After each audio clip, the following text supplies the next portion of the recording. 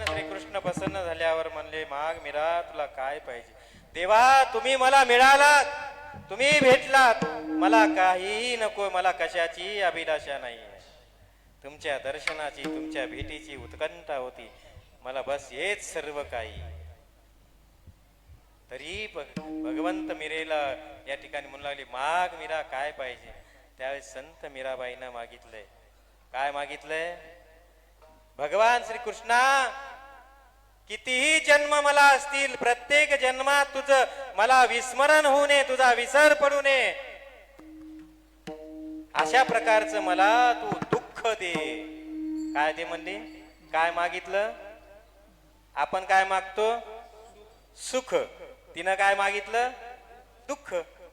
सगळ्यात मोठा फरक आहे भक्तामधला. बर, संत मीराबाईनं दुःख मागितलं.